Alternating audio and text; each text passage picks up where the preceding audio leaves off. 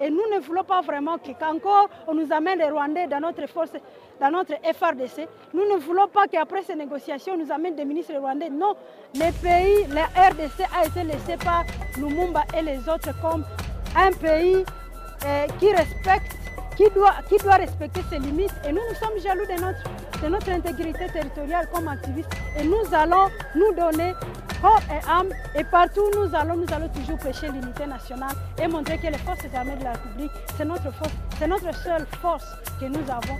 Et nous n'avons qu'à avoir confiance à cette force.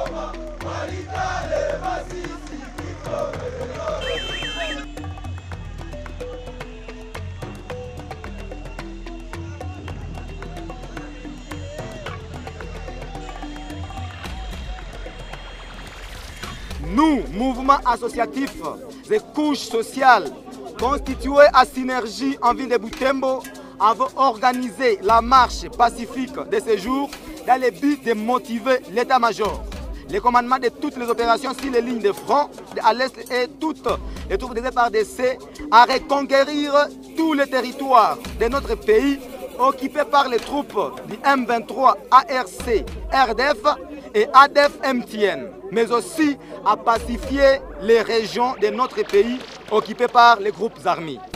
Il est inacceptable que certaines parties du territoire national soient contrôlées par des forces négatives alors que nous avons une armée forte et républicaine. L'armée étant au service du peuple et surtout ayant la mission de protéger l'intégrité du territoire national, il est temps de déclencher des opérations de grande envergure contre tous les ennemis armés de la République démocratique du Congo. En fait, la jeunesse de Butembo est disposée à intégrer les FARDC, mais aussi à soutenir notre armée en vue de reconquérir les espaces occupés par l'ennemi. Mon colonel, mon commandant, nous vous remettrons notre mémo pour démontrer notre soutien à notre force armée de la République. Nous sommes derrière vous, nous vous demandons à mettre fin à cette guerre. Avec vous, nous sommes d'accord et nous avons l'assurance que nous allons vaincre cette guerre. Vous l'avez vaincu les autres fois. RCD Goma, CNDP, M23 avec le général Mamadou Baouma. Et c'est ainsi que la population de Butembo, à travers cette marche, nous vous soutenons et nous remettons notre mémorandum. Je prends acte de votre mémorandum et tout en vous remerciant pour le soutien que vous avez apporté à vos forces armées.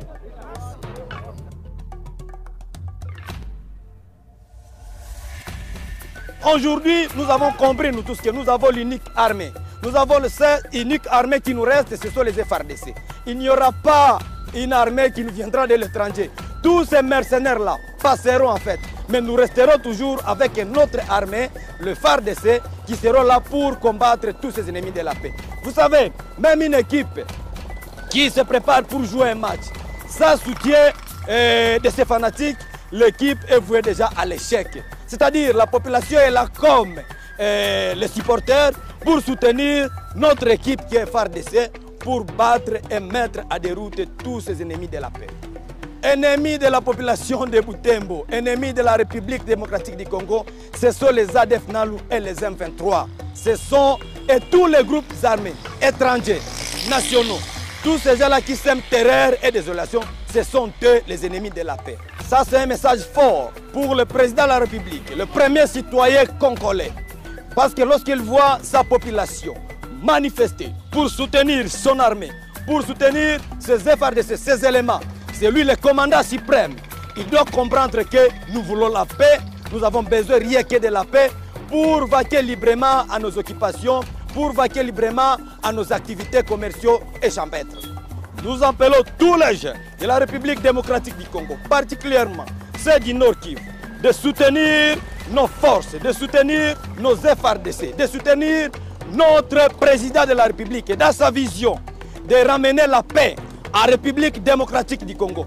Si nous restons passifs, sans rien faire, l'ennemi va avancer, il va nous massacrer, il va piller. Mais si nous nous activons nous tous et dire non à ces terroristes et dire non à ces ennemis de la paix, je pense bien même ces ennemis auront peur de la population.